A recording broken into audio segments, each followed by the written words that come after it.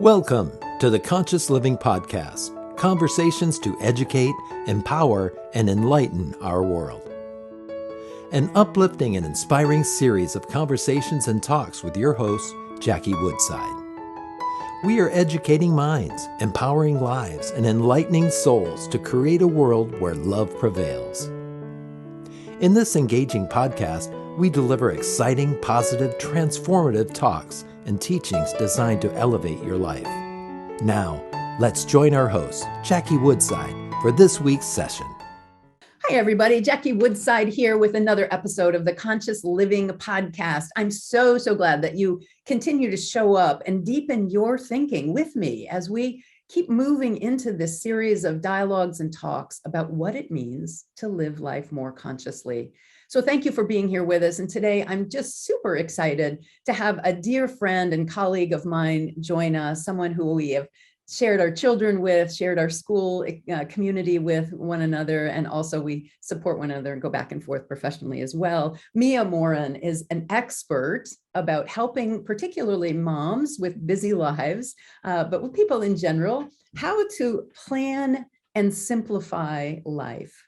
And when I was thinking about conscious living, I thought, wow, what a great look at how to live more consciously, but then to really think about simplifying and how we're living our day-to-day life. And I think that's why I'm so excited to have your view of conscious living on the podcast today, because I do think that today, the world that we're living in today, the complexity of our culture, the pace of our culture, that you've just got an important voice in this dialogue. So welcome to the Conscious Living Podcast.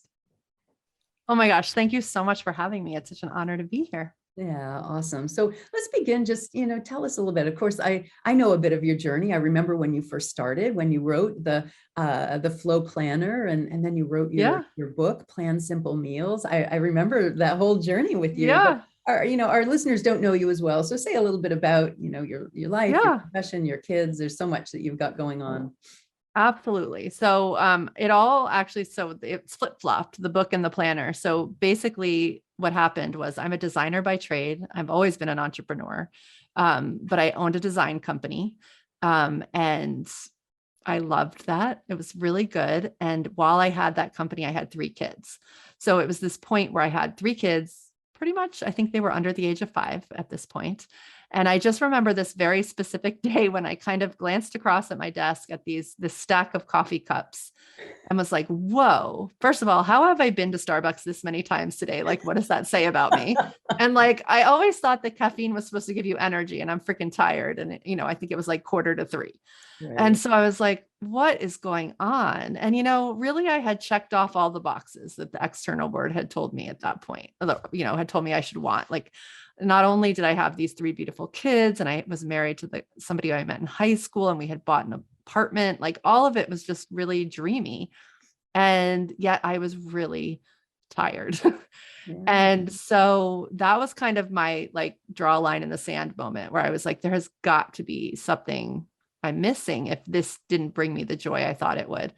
And so somehow that led me to food. I think it was because, my body was not at all in where it was before I had kids. And, quite frankly, probably what motivated me most was weight loss at that exact moment. But what happened was I really probably made the most committed, firm decision ever, and was like, I just need to change this. And then, as just one thing leads to another when you really get into that commitment energy, which I didn't even know was happening at the time. I'm saying this totally in reflection. And I went to a yoga class, and I just the teacher, I was like, I'm supposed to know her. So at the end of the class, Shy Mia went up to the teacher and was like, I don't know why. I think I'm supposed to know you. This is what I do. I make websites, blah, blah, blah. And she's like, I need a website. And I think I have the solution to your tiredness. I must have told her everything. Wow. And so, she gave me this way of eating, which was insane. It happened to be raw vegan. And I was like, whatever, I'll do anything. And literally, I'm not kidding you, Jackie. If you had told me at that moment in life to go find kale at Whole Foods, I might have cried. I was not a cook. I was frozen food takeout. I married a chef. He knew how to make meals from scratch, but that was not me. So I went from one way to another way, literally overnight. And I tell people always that, the weight melted away, but I'm sure it took time, but really it didn't feel like it did because the process was really enjoyable. Yeah. And, Wait, the process of going raw vegan was enjoyable? like, I don't know, like, it was less about the food and more that I just Okay. I was clear that I was like becoming myself, I think, in that moment. And there was something about that that just motivated me to take the next step. And, it was the beginning of PlanSimple in a way, because I really did simplify it big time. I literally ate the same thing for 5 weeks until I got sick of it. And then that led me to a cooking class. And then I learned how to cook. And lo and behold, like a year and a half later, I had done all this research and interviewing with, with like sort of food gurus. Uh-huh. And, our kids both went to the Waldorf school. So I was interviewing these food gurus who all seemed to be like older men at the time. It was like before Okay. Pinterest and Instagram. And they all kept telling me that their kids didn't eat well. So I was like, what? Like, how can you do all this work and like not pass that on to your kids? So then that led me into the world of parenting and coaching. And so it was just sort of this like whole trajectory, which led to this book, PlanSimple Meals. So this does get to time. So what happened was I took my 3 kids out of school for a year and went on the road with this book. I remember that. I remember Yeah. that. And I just talked to thousands of women, and I kept hearing the same thing. Like, I kept thinking that nobody knew what kale was like me, but everybody was much more smart than that. And they all knew what kale was, and they all knew what green smoothies were. Like, that wasn't the issue. Like, they all kind of knew what they were supposed to do. But when we started, like somewhere along the line, I was like, wait, take out your phone. And we would like start to look at their schedules, and like they'd be finishing work and then running to get kids, and then they'd want these healthy meals. And like, there was literally no time to create the life that they wanted. And so that was really what tipped me off to this idea that we just are thinking about time maybe in the wrong way, and we're not making time for the lives, these amazing lives that we actually want. And sort of that sort of landed me where I am today, doing the work I do today. Wow.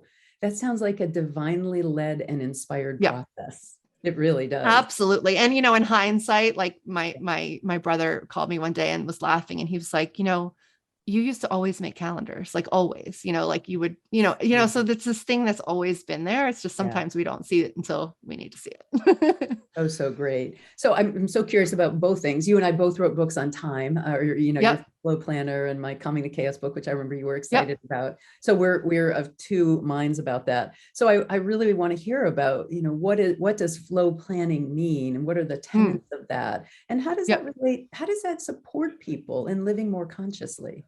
Yeah. So the first tenet of it is really thinking through life more holistically. So what I found at first with all the people who had all these overlapping things, including myself, was that, we're just sort of conditioned, like work calendars live on your computer, and like children's schedules at the time lived on your refrigerator, in the time of printouts of like little league practice and school schedules. And food planning, if it happened, was kind of like a different note somewhere, and usually more in list format than like actually making time for it. And spirituality, which so flow is food and wellness, lifestyle, which is like home and family and relationship. O stands for Om, which is, spirituality and quiet and self-care and work.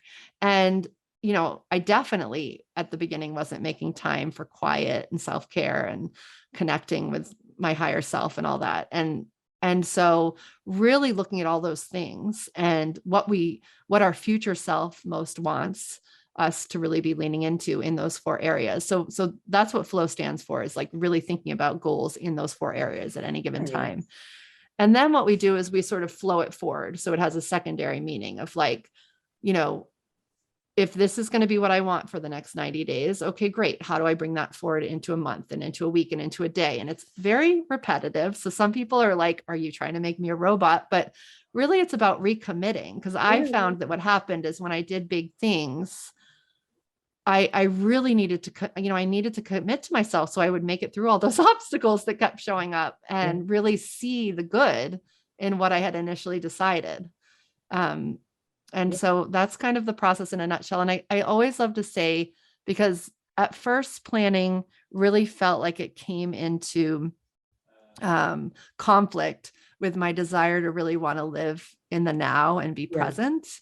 And so, but what I saw was like, if right now I'm making a choice that is really in alignment with my future self, then by the time I land in that day, it's basically a gift that my past self is giving my future self, and I can really do it from the present moment. Beautiful. And so that was really helpful to like understand. And you always talk about vibe. I do. And what I find with planning is, so like, what I find is that, especially with like food and entrepreneurship and, showing up and doing all the hard things. Like, I don't love to be seen, and yet I'm seen all the time. Right. I don't even love to cook, but I cook really good food because it helps me feel really good. Right. And so I do it. And one of the things that I noticed about planning is I can control the vibration for which I sit down and plan. Right. So I don't plan if I'm feeling like bummed or low or whatever. I'll go do yoga or go on a walk or like connect with a loved one or something. And then I plan. And so I'm always planning, like I'm always really planning from a higher vibration. And I think that that's really helpful because we can't always control the moment. Right. No, we can't always control the moment, but we can control our vibration. I love that. And you and I are so of similar minds of this. I say that it is planning that opens up the path to freedom. Because when you don't know what you're doing, you can, you're kind of committed to everything, and you're, going a million miles an hour, and you're never conscious. You're never present. Exactly. So it really is planning that, just the simple question, what am I doing now? What am I doing now? What am I doing now? And deciding that in advance. And of course, being able to shift and change it up if you need to, but having that daily structure, like you said, it's very repetitive, every day I've got my schedule to come back to and my plan that grounds me in the present moment. Yes, because instead of deciding what you're going to do, you get to play around with what it's like to consciously do whatever it is that you've said you're going to do in that moment. Right. Exactly. So you actually get to like be there. I love this. It's so great. Yeah. You can be here now when you're clear on what it is that you're committed to delivering and accomplishing now. Yeah. So great. Hey, I want to ask you, I love this notion that you really got into the food aspect of it.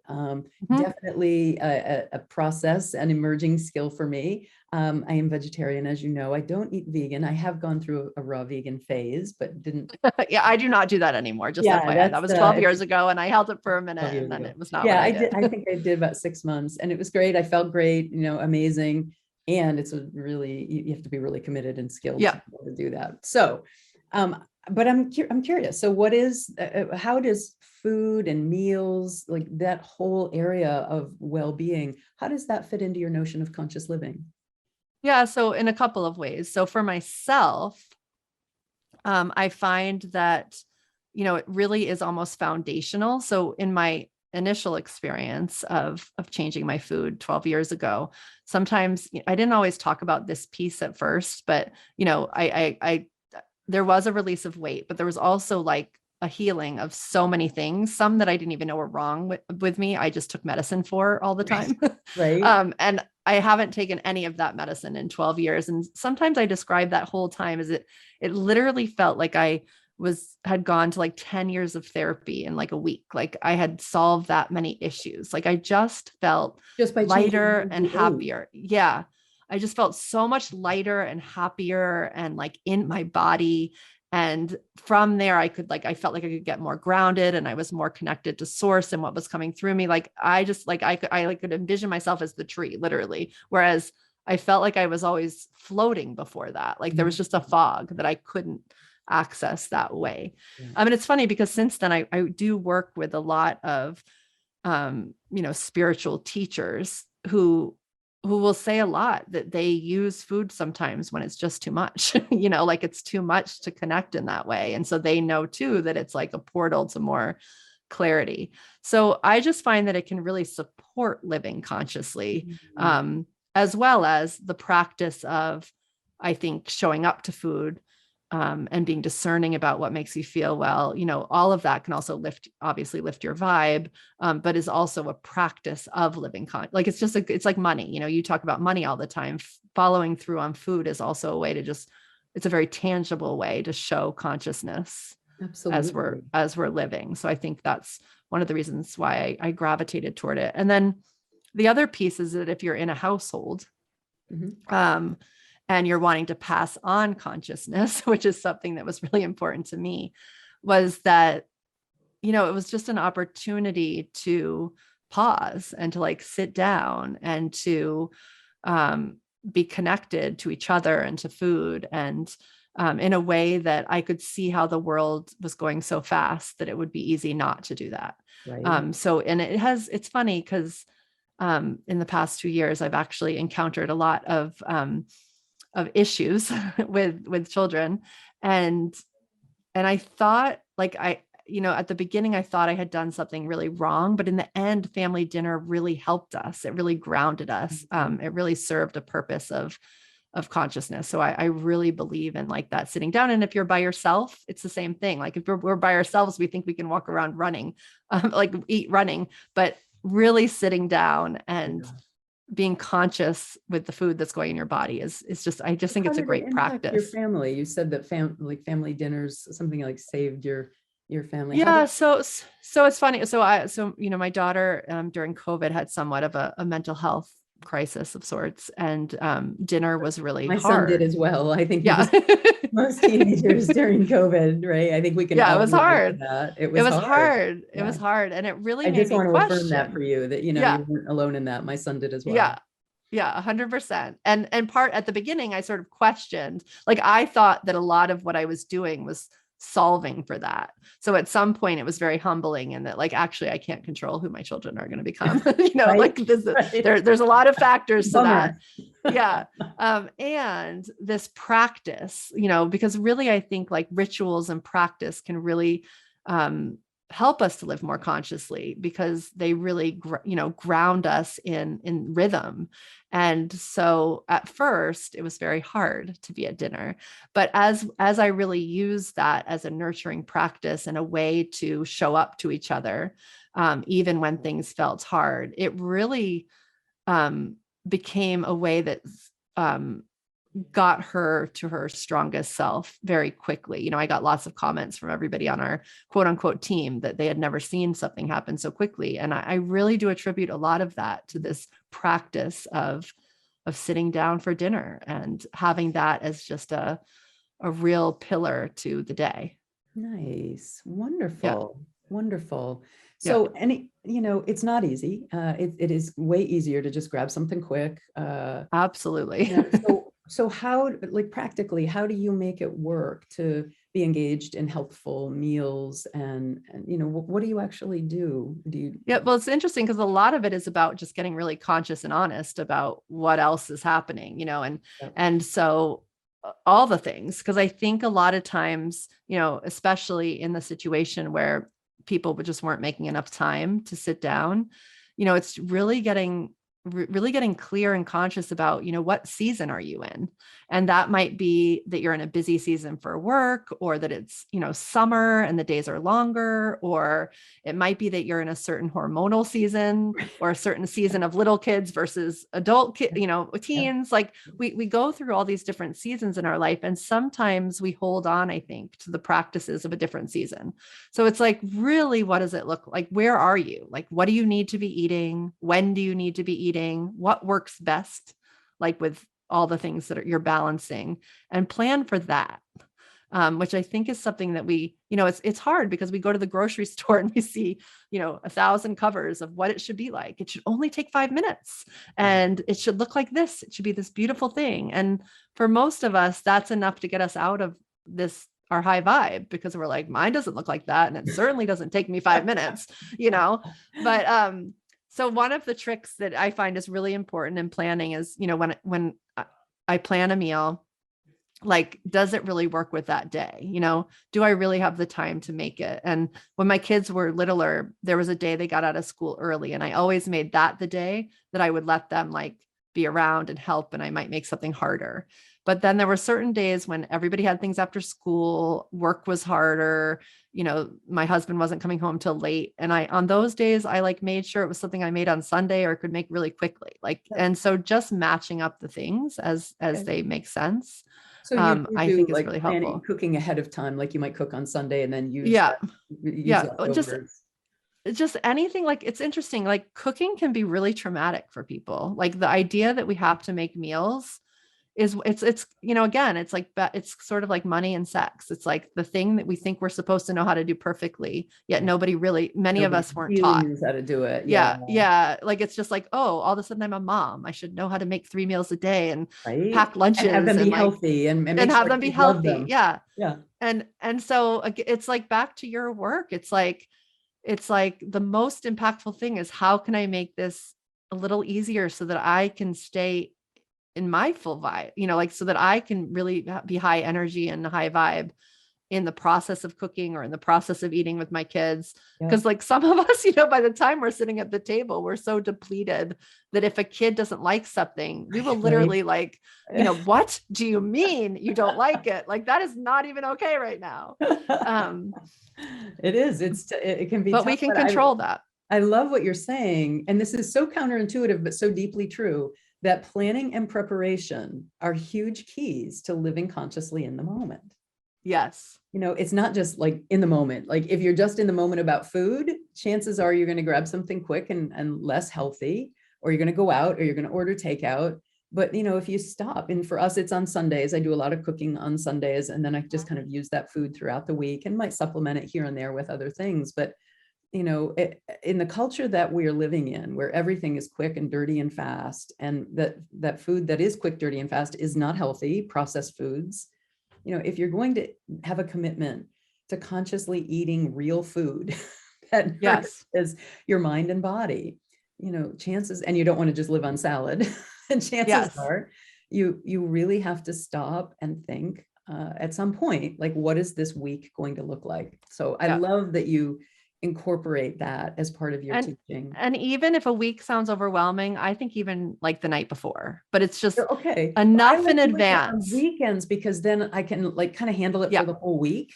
Yeah, me too. Get it kind of handled for the whole week. But yeah, you're right. Even if it's just the night before, but I don't want to have to, I don't want to have to think about it like 5, 6, 7 times. I want to think about it once in a very big umbrella, and then have that one kind of thought and effort support me and my family for the week. Absolutely. Absolutely. And it's interesting because, like, I mean, it's funny because I do this for a living. And at this point, I tell people all the time, I actually don't love cooking. I don't like, I'm not somebody who would go to Pinterest and like see all the recipes, but I love feeling good.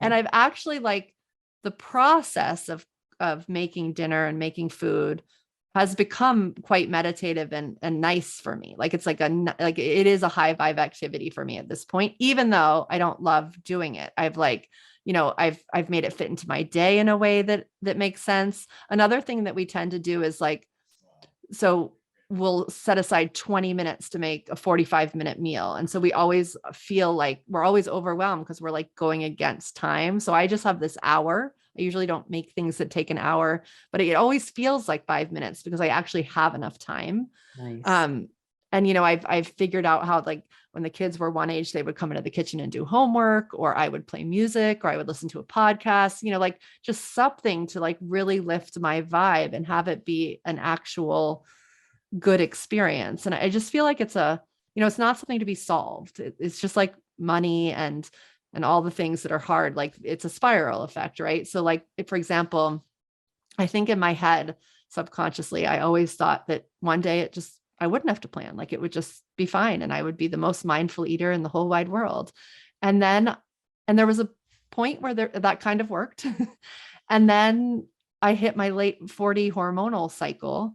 And I realized that, like, actually, like, hormones make you literally, like, when hormones are out of whack and you're out of balance, you literally don't know when you're hungry or full. Right. Like, and so then you have to work at what does it look like to balance those. Mm-hmm. And so then it becomes like another thing. And so there's like, food can solve so many things. And I think we give away a lot of power when we're not conscious about what it can solve. Yeah. About what we're putting in our mouths. Yeah. I love the notion that food is medicine. And while you haven't used that phrase yet, that's basically what you're saying. Absolutely. Yeah. Food is medicine and supports. It's interesting. It's a feedback loop, right? It supports our living consciously, but it also requires us to be conscious. Yes. So there's kind of a feedback loop. The more so maybe you have to start with, okay, like, I hear what you guys are saying, right? I need to be more conscious about my food and my food choices and my food planning and my food preparation. I need to be more conscious. So there has to be a baseline of paying attention. But then Yes. as you move into that and you make higher vibe choices, healthier choices, you feel better, which feeds you being more Other conscious. things. Yeah, absolutely. I love Yeah. that.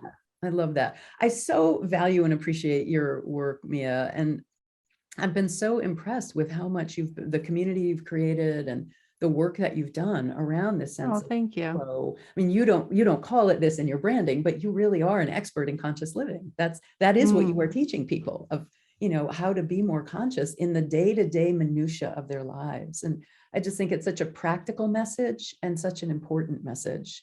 So I know our listeners are going to want to track you down and learn more about the Flow Planner and the simple, what is it? Simple Flow PlanSimple Meals. and Simple Meals. So how can people find you and find out more about your work? I think the best way is just the website, which is plansimple.com. I'm also plansimple.co at all the social media things. Thank you. And usually, it's as we're recording this, but I'm not sure when it goes live, we're revamping a bit on the website, but there's always things to be had for free, including how to design your day, like how to design your day in a way that, helps you plan and be in your day more consciously. I think I'm more relaxed just talking to you for a little bit. So thank you for your time and being Oh, thank you so much. Your wisdom and your tips for people. I just really want to affirm for you that your work makes a difference in the world and in my life. So thank you for being you. Oh, thank you for having me and saying that. That's beautiful. All right. See you next time.